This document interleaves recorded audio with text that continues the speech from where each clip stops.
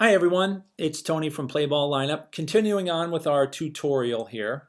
So we just got done entering our team information, and again, all of this, all of these settings are adjustable, right? So as you go through the season, let's just say you're looking at Mike down here, and Mike continues to get better, right? So you can adjust his skill level as you go, right? And then again, that'll just um, the app will view him a little differently in the scenario. Conversely, let's say some people, you thought, oh, I thought he was a pretty good player when I drafted him, and he needs a little work, so I need to, adjust him in my fielder skill level. So again, this information on this page is saved for your team. So anytime you create a lineup with your team, they will always have these fielder skill level ratings set, and for each game you go in, though, you will need to adjust the playing time or the playing button if they're not playing in the game. So once you have the team information, you can go to the local rules. And again, when I developed this, I did some research on the internet, looked at a lot of local youth leagues, tried to get a sense for their local rules, and a lot of the ones that made it to the app were also ones that were used in my local little league. And again, we were playing coach pitch at the time, and there are some teams that there was no draft, so some teams it's like the haves and the have-nots. But the way they tried to level the playing field was everybody had to play 2 innings in the infield. Everybody should play at least 1 inning in the outfield.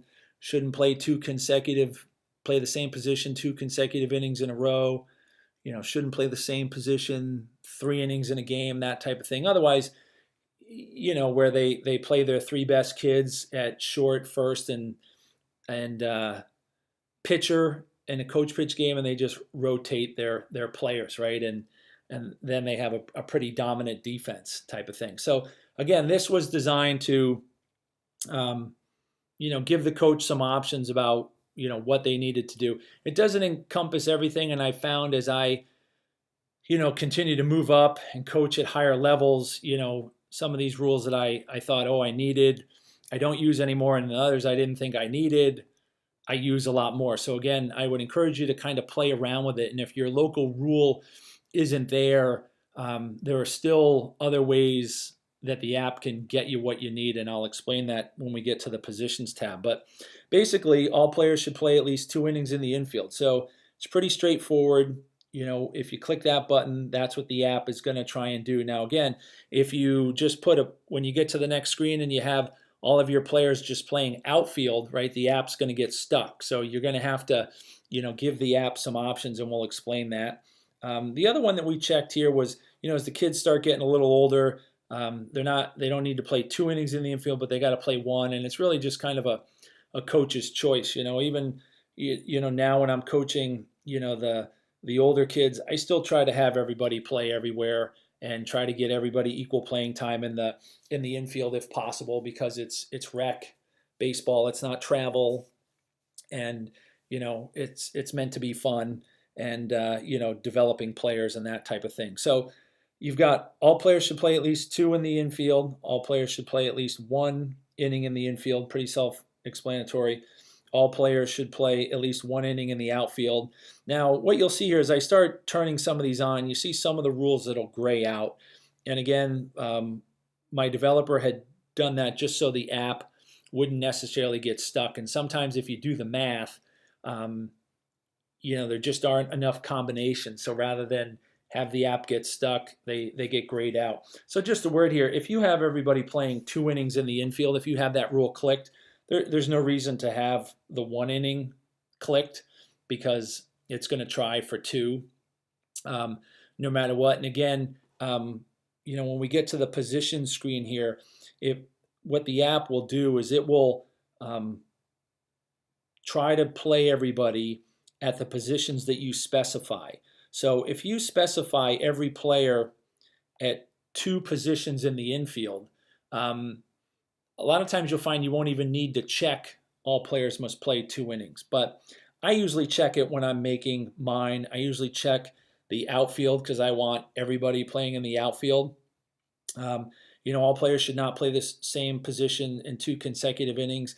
Again, depending on your league, you can check that or not check it. It's up to you. Like I said, all players should not play the same position more than 3. That's been grayed out in our scenario. But if I turn off, a bunch of the ones in the top third, then it becomes highlighted. All players should sit out at least 1 inning. Again, you can click that, and there's also some other things that you need to do in the app. All players should not sit out for 2 consecutive innings in a game. Again, with the a lot of the youth leagues today have liberal substitution rules. It's not like in the old days where once you came out, you were out. So even if that's not a local rule, I like it because most parents don't like seeing their kid sit out 2 innings in a row. So I usually put that in. And this bottom one is a little league rule. It says all players should play at least 2 consecutive defensive innings. I rarely use that one. Again, with the way the app is, I don't really use that one. And sometimes I find when I click it, the app does funny things. So I turn it off and I still get my results. So those are the local rules. So what we'll do here is we'll tick, should play 2 innings, 1 inning in the outfield, should not play the same position, should sit out at least 1, and should not sit out at least 2 innings. So we're going to do that, and then we're going to come back and go to the position screen, and then we'll go from there. All right?